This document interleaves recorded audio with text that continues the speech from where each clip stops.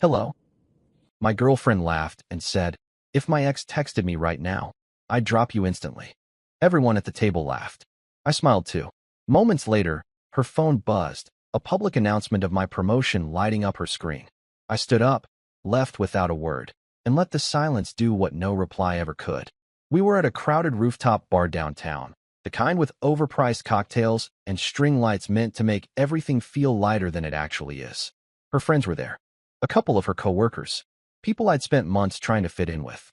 I was standing next to her, arm loosely around her waist, thinking the night was going fine. Then someone brought up her ex. Not in a serious way, just one of those lazy, half-drunk, remember when comments. Her friend grinned and asked, "Be honest. If he texted you right now, what would you do?" She didn't even hesitate. "If my ex texted me right now," she said loudly, smiling, "I'd drop him instantly." She nodded toward me like I was a prop. Everyone laughed. I laughed too. That's the part that still bothers me. I smiled, raised my glass, played along like it was just a joke. Like my stomach hadn't just tightened. Like she hadn't reduced me to something disposable in front of a crowd. For context, I'm 32M. She's 29F. We'd been together 2 years. Lived together for 8 months. I paid most of the rent because she was figuring things out. I supported her career complaints, her late nights, her constant comparisons to people doing better than both of us.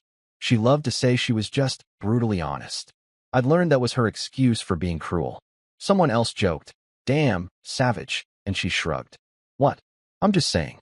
He knows where he stands." I nodded again, still smiling. Inside, something went quiet. That's when her phone buzzed. She glanced down, her smile flickering for half a second before she laughed again. "Oh wow," she said, holding up her screen. "Your company just posted about your promotion." People turned toward me, suddenly interested. "Wait, you got promoted?" someone asked. I hadn't even seen the post yet. She looked at me, amused. "Guess you're not as replaceable as I thought." More laughter. I didn't check my phone. I didn't say anything. I finished my drink, set the glass down carefully, and stepped away while everyone was distracted. I left without a word. Because sometimes silence doesn't argue. It concludes. I didn't go far that night. Just down the street, past the noise and the laughter, until the music faded into traffic and my phone finally felt heavy in my pocket. I checked the post then. There it was. My company's LinkedIn page. A photo from a conference months ago. My name. New title. A paragraph about leadership, trust, and long-term vision. Dozens of likes already. Comments from coworkers, mentors, even my boss. Congratulations. Well deserved. Proud of you. I stared at it longer than I should have. Not because of the promotion, I'd known it was coming, but because of the timing. The irony felt deliberate, even though I knew it wasn't. I went home late. She was already there, sprawled on the couch, shoes kicked off, scrolling her phone. "Hey," she said without looking up. "Why'd you disappear?" "I left," I said. She smirked. "Don't be dramatic. Everyone was having fun." I didn't respond. I set my keys down, took off my jacket, and went to the kitchen. She followed a minute later, leaning against the counter with that look she got when she wanted to be entertained. "You okay?" she asked, fake concern layered over irritation. "You got really quiet after the joke." "It wasn't a joke," I said. She laughed. "Oh my God, you're still on that? Relax. You know I didn't mean it like that." I looked at her. Really looked. The ease with which she dismissed it. The way she expected me to swallow it like I always did. "You said you'd drop me instantly," I replied. In front of everyone. She rolled her eyes. "People exaggerate. Besides, my ex would never text me." "Right," I said. She stepped closer. "And even if he did, it wouldn't mean anything. You're being insecure." There it was. The word she used every time I reacted to disrespect. She grabbed her phone, waved it in the air. "See? Nothing. Happy." I nodded. "Yeah." That seemed to satisfy her. She went back to the couch, already bored of the conversation. That night, lying in bed next to her, I replayed the laughter. The way no one questioned it. The way I'd smiled to make it easier for everyone else. I realized something then. She hadn't embarrassed me. She'd revealed herself. And once you see that clearly, you stop needing to explain why you're pulling away. You just do. The next few days felt strangely calm on the surface. She sent me the promotion post the morning after like it was hers to share. "Guess I'm dating a big shot now," faced with tears of joy. No congratulations. No pride. Just ownership. I replied with a thumbs up emoji and went back to work. That's when the comments started changing. "You're acting different," she said that night while we ate dinner. Don't let this promotion go to your head. I kept my eyes on my plate. It won't. She studied me like she was looking for something to poke at. I just don't want you thinking you're suddenly above anyone. Above her, she meant. Later that week, we met up with the same group again. Different bar. Same energy. Her ex didn't come up this time, but she found other ways. She interrupted me mid-sentence to correct a detail that didn't matter. She joked about how corporate I sounded now. She told someone, he's only good at work stuff. Emotionally, total mess. Everyone laughed again. I smiled again. But something had shifted. I wasn't shrinking anymore. I was observing. On the way home, she sighed dramatically. You were kind of boring tonight. I glanced over. Yeah. You used to be more fun before you got all serious, she said. Just don't forget, success doesn't make you interesting. That one stayed with me. Not because it hurt. Because it explained everything. She needed me smaller so she could feel bigger. Needed me uncertain so she could feel chosen. And the moment something external validated me, something she couldn't control, she started cutting. That night, while she slept, I opened a notes app and started writing. Not feelings. Facts. What I paid. What I covered. What I postponed for us. I also wrote down a date 6 months in the future. Not a deadline. A checkpoint. She still thought the joke was harmless. She had no idea she'd already lost the audience that mattered most. By the second week after the bar, she started pushing harder. It was subtle at first.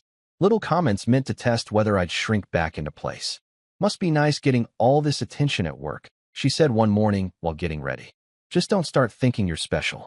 I didn't answer. That bothered her. She was used to reactions, defensiveness, reassurance, arguments she could win. Silence confused her. So she escalated. One night, while we were watching TV, she casually said, you know, my ex would have handled that promotion way better than you. I muted the TV. Looked at her. How so? I asked. He just had more presence, she said, smirking. More confidence. Not this quiet, brooding thing you're doing lately. There it was again. Comparison as correction. I nodded slowly. Sounds like you really admire him. She scoffed. Don't be dramatic. I'm just saying. She always just said things.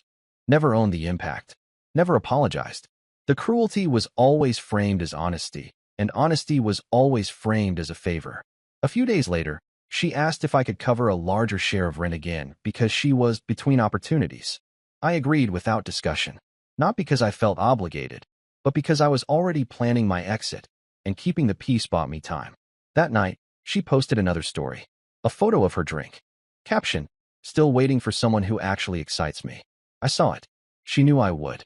She didn't look at me once when she came to bed. Lying there in the dark, I realized something important. She wasn't trying to leave me. She was trying to scare me into staying smaller. People like that don't want to end relationships. They want leverage.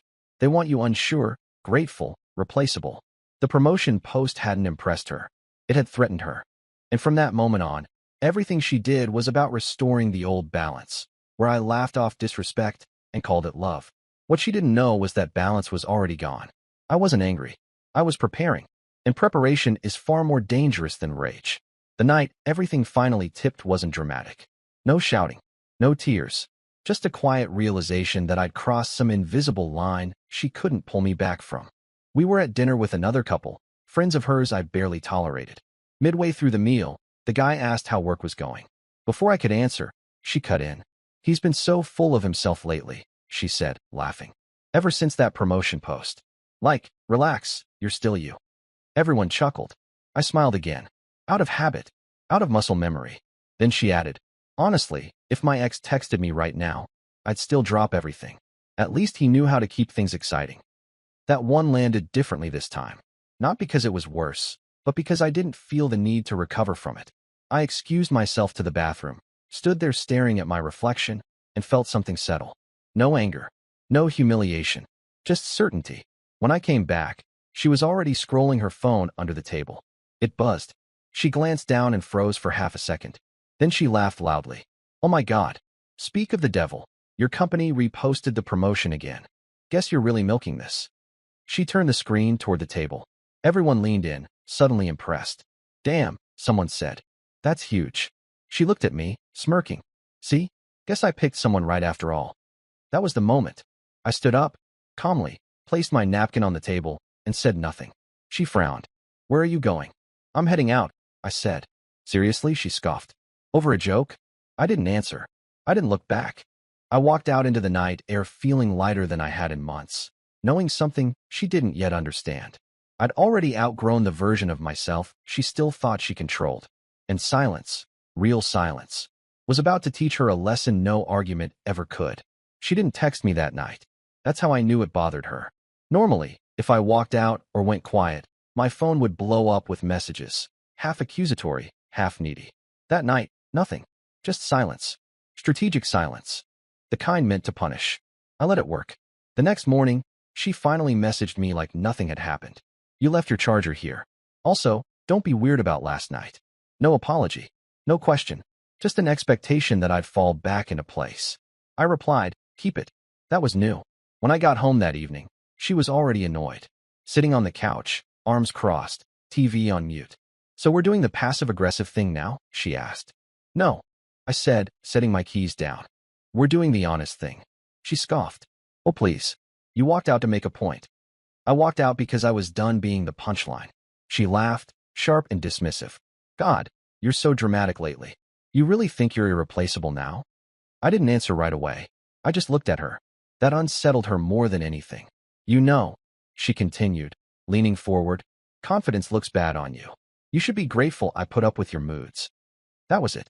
The line she crossed without realizing there was no return from it. I am grateful, I said calmly. Just not for you. Her mouth opened, then snapped shut. Over the next few weeks, I pulled back in ways she couldn't accuse me of directly. I stopped covering her extras, stopped adjusting my schedule, stopped explaining where I was or why I was late. I worked relentlessly, early mornings, late nights, weekends. I poured everything into building something solid, something that didn't rely on her approval or tolerance. She complained constantly. You're never around. You don't care anymore. You're acting single. She wasn't wrong. What she didn't know was that every quiet hour I spent working was moving me further away from her reach. She thought I was sulking. I was positioning myself. And by the time she realized the difference, it was already too late. The first crack showed when she realized silence wasn't pulling me back. It had been almost 3 weeks since I walked out of that dinner. 3 weeks of me coming home late, leaving early, and answering her questions with fewer and fewer words. I wasn't cold. I was neutral. And that drove her insane. You don't even fight anymore, she snapped one night while I was putting on my jacket. Do you even care if I leave? I paused, genuinely thinking about it. I care, I said. I just don't panic. That wasn't the answer she wanted. She started trying a different angle after that. Suddenly, she was affectionate. Compliments she'd never given before. Touches that felt rehearsed. You've been doing really well lately, she said one evening, tracing her finger along my arm. I knew you had it in you. I smiled politely. Funny, I replied. I don't remember you saying that before. Her face tightened for half a second before she recovered. I was just trying to push you. Push. Right. A few days later, she tested me again. You know, she said casually while scrolling her phone. My ex liked one of my old photos today. I didn't react. She waited. Looked up. Aren't you going to ask about it? No, I said. Why would I? That scared her. For the first time, I saw uncertainty replace arrogance. Because indifference can't be negotiated with. You can't guilt it. You can't provoke it. You can't shame it. That night, while she slept, I packed a small bag and left it in my trunk. Not to leave yet, just to be ready. The next morning, my company announced another internal post. New project lead. Bigger scope. Bigger visibility. My phone buzzed nonstop. Hers didn't. She saw it anyway. She always did. When I got home, she was sitting at the table, unusually quiet. So, she said finally, guess things are really happening for you. Yeah, I replied. They are. She nodded slowly, then said the one thing she didn't realize was already too late. Just don't forget who was there before all this. I looked at her and thought, I haven't forgotten. That's exactly why I was leaving. I didn't leave that night. Not because I hesitated, but because timing matters when you're dealing with someone who needs control. I wanted the absence to land clean, not feel like a reaction. Over the next month, I became a ghost in my own apartment. I stopped sharing my schedule, stopped updating her on work, stopped reacting when she baited me. She noticed everything. You're hiding things, she accused one morning. People don't just change like this. They do, I said, when they're done explaining themselves. That answer rattled her. She started spiraling in smaller, messier ways. Picking fights over dishes, over tone, over nothing. Then switching to affection the moment it didn't work. One night, she snapped completely. You think you're better than me now, don't you? She said, eyes sharp. Ever since that promotion post. No, I replied. I think I finally stopped believing I was worse. She went silent. A few days later, I signed the lease on a new place. Quiet building. Closer to work. No drama. No history. I moved my important things first. Documents, clothes, laptop. I left the rest for later. The night before I officially moved out, she tried one last time. You know, she said, lying next to me in bed. People don't just walk away from something real. I stared at the ceiling. They walk away from disrespect all the time. She didn't reply. The next morning, I left early. No note. No announcement. Just my keys on the counter and my life already in motion. She called later that day. I didn't answer. Because some lessons don't need closure. They need space. And silence was about to do what no argument ever could. She didn't handle the silence well. 3 days after I moved out, my phone started lighting up. First texts, then calls. Then calls from numbers I didn't recognize. Where are you? This is childish. You don't get to disappear like this. I didn't respond. A week later, she changed tactics. I'm worried about you. We should talk like adults. I miss us. That one almost sounded convincing. If you ignored the months of disrespect that came before it. I heard from mutual friends that she was spiraling, telling people I'd changed, that I'd let success go to my head, that I abandoned her right when things got good. She left out the jokes, the comparisons. The night she laughed about dropping me for her ex. Funny how selective memory gets when consequences show up. Then came the call I didn't expect. She called from her work phone. I answered out of curiosity. She was crying immediately. I didn't think you'd actually leave, she said between sobs. You didn't even fight. I did fight, I replied calmly. Just not for you. That made her angry fast. So what? You think you're better than me now? She snapped. You think this promotion makes you untouchable? No, I said. I think it showed me what I was tolerating. She went quiet. Then her voice softened again. If my ex texted me now, I wouldn't answer. I swear. I almost laughed. That wasn't the problem, I said. The problem was you wanted me to hear it. She begged then. Actually begged. Promised she'd change. Said she was joking. Said everyone jokes like that.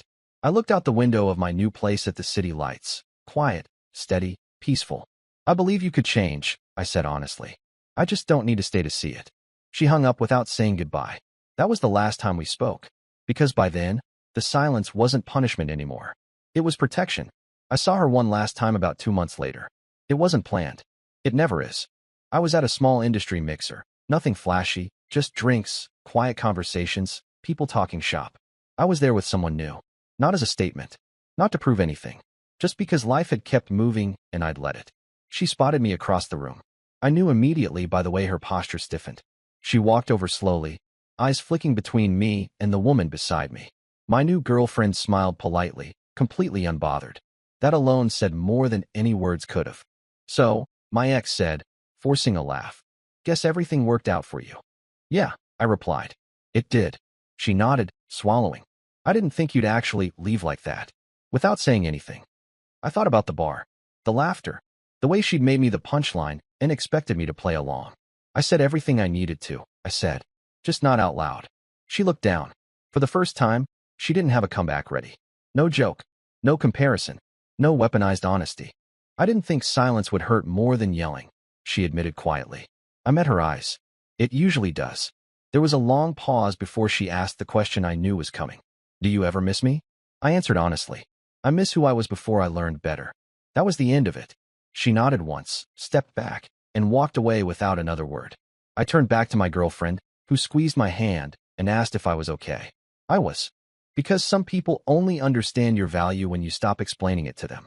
And sometimes the most powerful response isn't anger, or revenge, or closure. It's building a life so full and steady that the person who tried to make you feel replaceable can only watch it happen, from the outside, in silence. Bye-bye.